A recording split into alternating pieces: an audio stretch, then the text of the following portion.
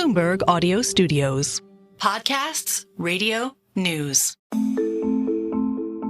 I'm Stephen Carroll, and this is Here's Why, where we take one news story and explain it in just a few minutes with our experts here at Bloomberg.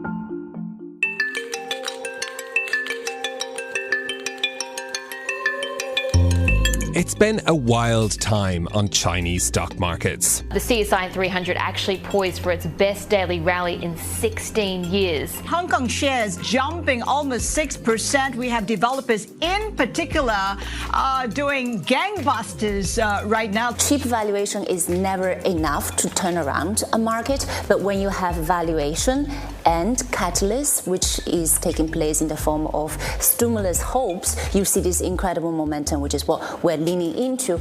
Investors in Chinese equities are used to feeling like they're on a roller coaster. The late September rally saw the biggest gain since 2008, but it came after months of declines. A quick search of Bloomberg stories about China's markets turns up phrases like harrowing losses, wild swings, and even stocks euphoria. So here's why China's stock markets just work differently. Our managing editor for Asia Equities, Lianting Tu, is with me for more. Lianting, firstly, for context, from a global perspective, how big are the Chinese stock markets? Chinese stock market is actually the second largest in the world, behind the US. In terms of market cap, we're talking about $10 trillion. And if you count Hong Kong, which is about $6 trillion, the combined market cap is about $16 trillion. And that is about a quarter of the market cap size in the US. So still relatively small compared with the US, but it's quite a sizable market. How do markets in China, though, compare to stock markets elsewhere in terms of investors or liquidity? Yeah, China has its own unique characteristics. The market is relatively young compared with the likes of the US and some other developed markets. It is dominated by retail traders. We're talking about retail turnover accounting for about 70% of total turnover in China. And in developed markets like in the US, we're looking at very professional investor-dominated trading. So because of that, Chinese markets are actually a bit more irrational, a bit more sort of volatile. And also, the government has rolled out a lot of intervention and market-related reforms and different kind of crackdowns over the years. So that has really been the driving force on the stock market versus the developed markets like the US, which is a little bit more reflective of the economic fundamentals. I mean, you could say more volatile and more exciting, depending on what you're getting out of covering these markets as well. Yeah. Give us sort of a scale idea of the differences in volatility. So you've explained some of the foundations of why this is, but what makes the markets more volatile than others that you've mentioned? The retail traders actually account for a big chunk of stock trading in China, and their trading is usually based on some kind of sentiment-driven decision-making, or they hear something from social media or from some kind of influencers. So a lot of the decision making is very detached from the fundamentals of companies, earnings, and also just the sheer number of retail traders out there in China, and they all go in usually towards the same direction, and that's also making the market very momentum driven, and that all contributes to the kind of high volatility. And if you look at metrics, 10-day volatility for the CSI 300, which is a benchmark for onshore China stock market, we're looking at between 30 to 50 sort of points for the vol index over the past 5 years or so, and that is double that of the S&P 500. You mentioned the onshore exchanges there as well, and Hong Kong. How different is Hong Kong to those mainland exchanges? Yeah, so Hong Kong, the unique thing about Hong Kong is it's still very much an open market.